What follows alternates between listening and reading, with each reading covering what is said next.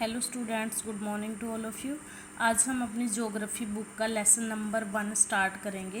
Lesson का नाम है हमारा पर्यावरण, यानी कि आवर एनवायरनमेंट। तो इसमें सबसे पहले हम न्यू वर्ड, नए जो शब्द हैं वो पढ़ेंगे।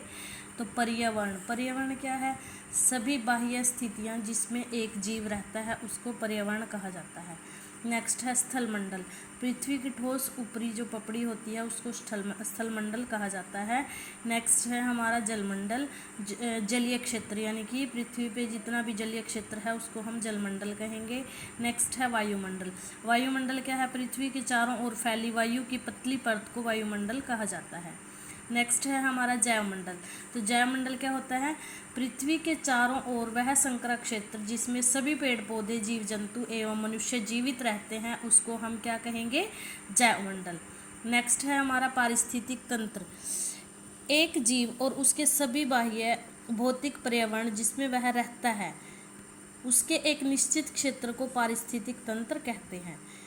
ठीक है, यानी कि एक ऐसा तंत्र जिसमें सभी जीवधारी मिलकर एक क्रिया करते हैं, क्रियाकलाप अपने करते हैं, उसको पारिस्थितिक तंत्र कहते हैं।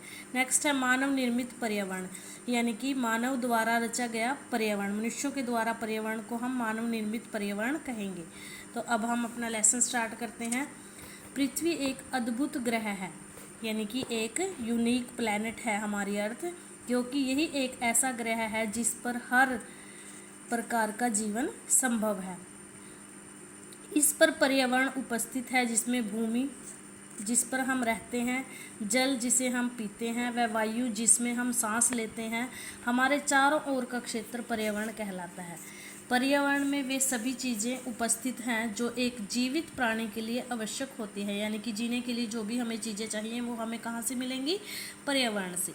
तो पर्यावरण शब्द फ्रांसीसी शब्द पर्यावरण से लिया गया है, जिसका अर्थ होता है हमारे चारों ओर का संपूर्ण क्षेत्र, यानी कि हमारे आसपास जो भी क्षेत्र पाया जाता है उसको कहेंगे हम पर्यावरण। पर्यावरण में प्रत्येक वस्तु जैसे स्थान, वस्तुएं, लोग, प्रकृति के साथ साथ मानव निर्मित वस्तुएं भी आती हैं, यानी कि मनुष्यों के द्वारा जो वस्तुएं बनाई गई हैं वो भी पर्यावरण का एक हिस्सा है।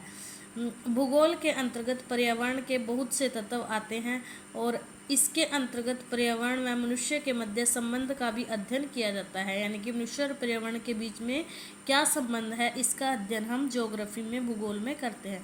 उत्पत्ति के आधार पर भौगोलिक तत्वों को दो भागों में बांटा जा सकता है। एक है हमारे प्राकृतिक तत्व जो हमें प्रकृति से प्राप्त होते हैं, और दूसरे हैं मानव निर्मित तत्व जो हमें मनुष्यों के द्वारा बनाए गए हैं, उनको हम मानव निर्मित तत्व कहते हैं।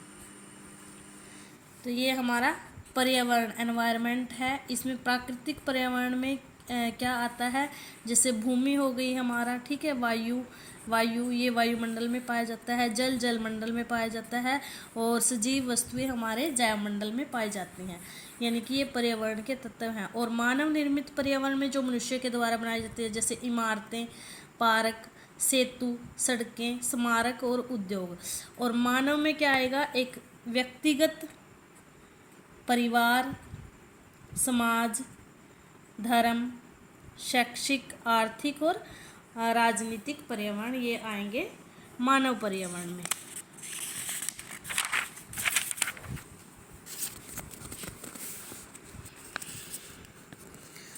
तो प्राकृतिक पर्यावरण यानी कि नेचुरल, प्राकृतिक तत्व, नेचुरल एलिमेंट्स। प्राकृतिक तत्व प्रकृति के द्वारा उपलब्ध कराए जाते हैं, उदाहरण जैसे पर्वत, नदियाँ, वनस्पति, जीव जंतु इत्यादि। यह प्राकृतिक वातावरण कहलाता है। प्राकृतिक वातावरण में पृथ्वी पर उपस्थित जैविक और अजैविक दोनों प्रकार के घटक उपस्थित हैं। जैसा कि हम जानते हैं कि प्राकृतिक पर्यावरण में पृथ्वी के चारों ओर 4 परिमंडल, जैसे कि हमारा स्थल मंडल, जलमंडल, वायुमंडल और जैवमंडल है। आइए इनके बारे में बारी बारी से जानें, यानी कि अब हम इनके बारे में डिस्कस करेंगे। तो फर्स्ट है हमारा जलमंडल। पृथ्वी की पथरीली एवं ठोस बाह्य परत खनिजों की पतली परत से ढकी हुई है, यानी कि पृथ्वी की जो पथरीली और ठोस बाह्य परत होती है उसको हम स्थल मंडल कहेंगे। और स्थल मंडल मुख्यतः चट्टानों से बना हुआ है और ये खनिजों की पतली परत से ढका हुआ है, यानी कि जो हमारे मिनरल्स होते हैं उनकी एक परत होती है इसके ऊपर। स्थल मंडल पर बहुत से पर्वत, पठार, मैदान व घाटियाँ पाई जाती हैं। ये संपूर्ण महाद्वीप व समुद्र के नीचे भी पाया जाता है। स्थल मंडल हमारे लिए अत्यंत आवश्यक है क्योंकि यह हमें वन, घास के मैदान, कृषि के लिए भूमि व मानव के रहने के लिए भूमि उपलब्ध कराता है और यह खनिज संसाधनों व शक्ति संसाधनों में भी अधिक है, यानी कि इसमें खनिज वगैरह पाए जाते हैं। तो नेक्स्ट हमारा क्या आएगा, जलमंडल यानी कि हाइड्रोस्फीयर। जल से घिरा भाग जलमंडल कहलाता है। सागर व समुद्र, नदियाँ, जल धाराएं, झीलें, भूमिगत जल व जल वाष्प के रूप में जल संसाधन पृथ्वी पर उपस्थित हैं जो वातावरण में हिमखंडों के रूप में हैं। हिमखंड होते हैं, जैसे हिम नदी वगैरह होती है हमारी, जैसे बर्फ़ की नदियों को हिम नदी कहते हैं। जल मानव जीवन के साथ साथ सभी जीवित प्राणियों के जीवन का प्रमुख महत्वपूर्ण भाग है और यह ठोस, द्रव यानी कि बर्फ़ के रूप में, द्रव जल के रूप में, गैस यानी कि जलवाष्प, तीनों रूपों में ये पाया जाता है। नेक्स्ट है हमारा वायुमंडल।